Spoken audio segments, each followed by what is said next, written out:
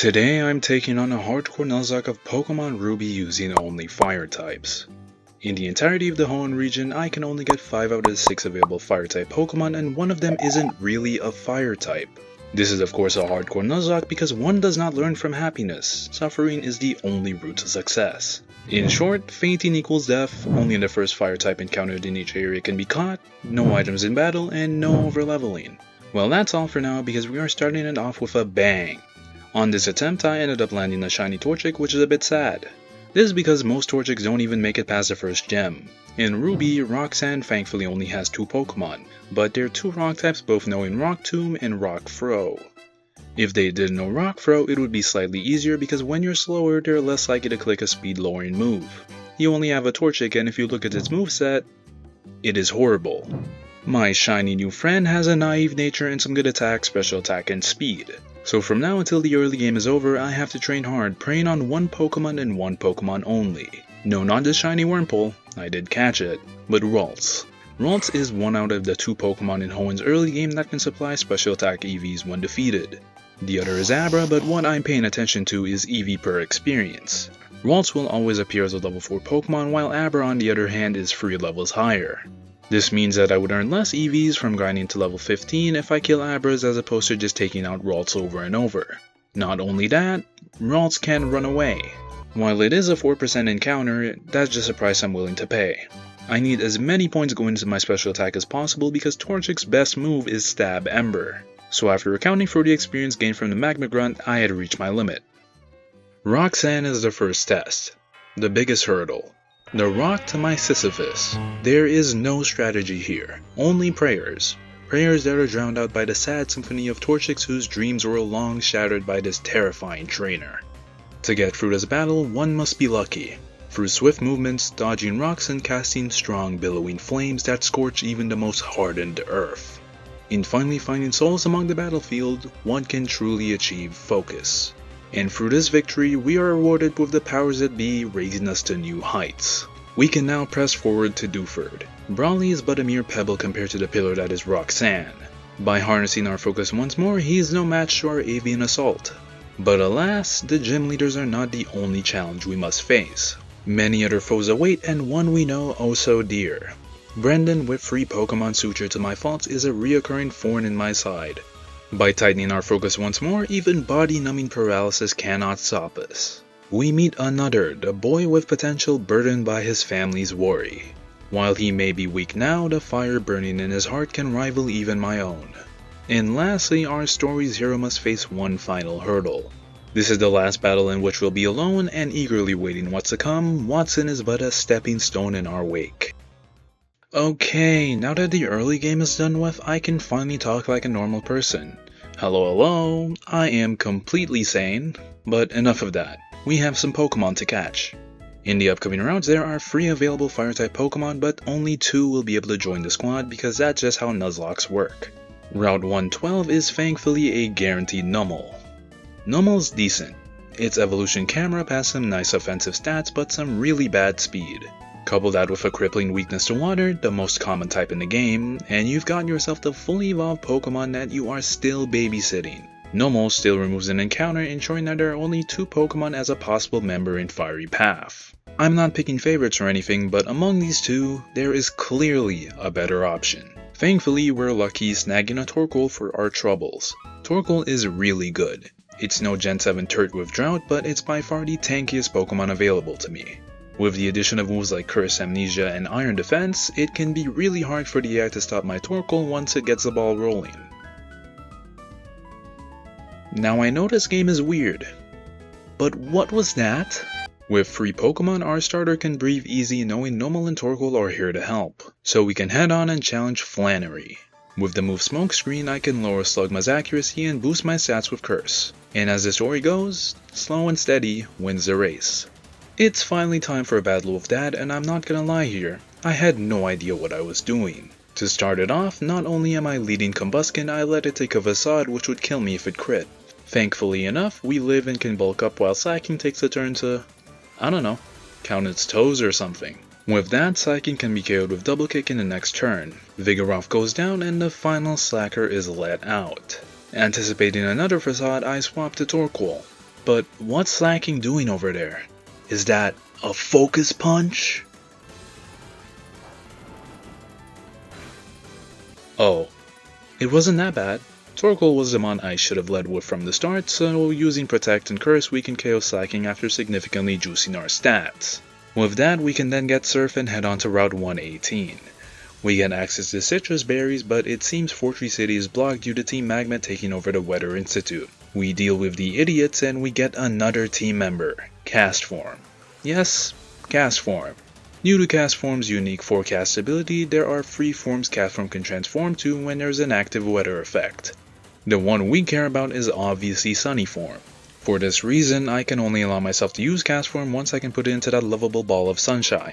Sticking with the theme of content creators, I name him Smalland. The resemblance is pretty close. Similar to how Smalland speedruns, my Castform has a hasty nature, lowering its defense and raising its speed.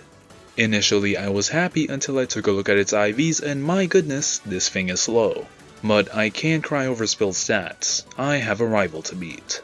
The Mars Stomp is definitely scary, but there's no rain on this route so it should be fine. Torkoal can deal with Shroomish, then bring Numel down to the red, allowing me to switch to Jaden and set up a few bulk ups. After Numel goes down, we double kick Mars Stomp and Mudshot leaves us with just 6 health. I send in Alpha knowing he can take a hit and finish Mars Stomp with a body slam.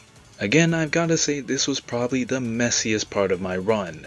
Ruby is vastly different from Emerald, okay? I'm used to avoiding trainers and my fossils being locked behind an annoying bike sequence instead of being laid out in the sand like a prize. Moving on, we reach Fortree City and head straight into the gym. I'm wasting no time with this one, mostly because there's not really much to do. Winona has a smaller team, but they're packed into 4 strong Pokémon.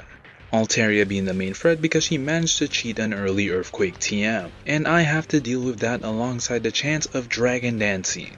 I lead with Della, who managed to hit a Rock Slide for Swallow using Double Team to boost its evasion. This will bait in Pelipper, seeing an easy kill with Water Gun, allowing me to switch in Smallant. I can set up the Sun without much issue because Pelipper misses the Supersonic. With that, Pelipper falls to a Thunderbolt and Altaria comes in. Here is the issue. Ice Beam is a range to kill, meaning if we don't hit it in 2 turns, our little guy goes bye-bye. The first is nowhere near close to killing and Altaria stacks a Dragon Dance. Winona will heal here, but anything after that leads to my Castform's demise and probably me wiping. But luckily, in the following turn, Altaria gets absolutely demolished by an Ice Beam and the remaining Pokemon fall to a few more attacks. We are now in the later parts of the game, and with our last encounter, the team is locked in. We head further up Mount Pyre and kinda just let Maxie go, I guess. I don't know why we went up here, we're like 10 years old. That apparently doesn't stop Phoebe's parents from placing all their trust into me to keep one of the rarest items in the world in safe hands. After the usual debauchery at Slateport, we gotta go all the way back to Lily Cove to their hideout. Nothing to really note here besides Tabitha opening my eyes to the world of stalling. Oh, and Jaden evolved? Man, they did the shiny dirty. We also get a Ninetales, so it's time for another gym battle. Ruby and Sapphire Titanizer are literally a joke compared to their Emerald variants. Only 2 Pokemon and they don't even have berries. How did they become gym leaders? I'm not gonna lie, I can't speak on this battle. I did them dirty. Maxie decides not to blow up Hoenn, and that gives me some time to go to the trick house for a few items, mainly the magnet. When we next see Maxie though, I do cheese him a bit so he baby rage and summons Groudon. With harsh sunlight now above the Hoenn region, you can truly believe that this place is actually Florida. Especially since in Sapphire it would be, you know, flooding.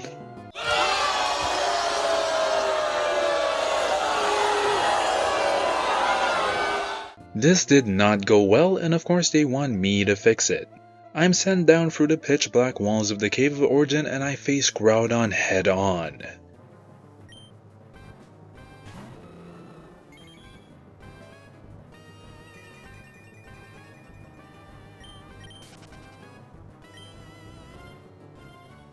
I mean, did you really think I was gonna fight it?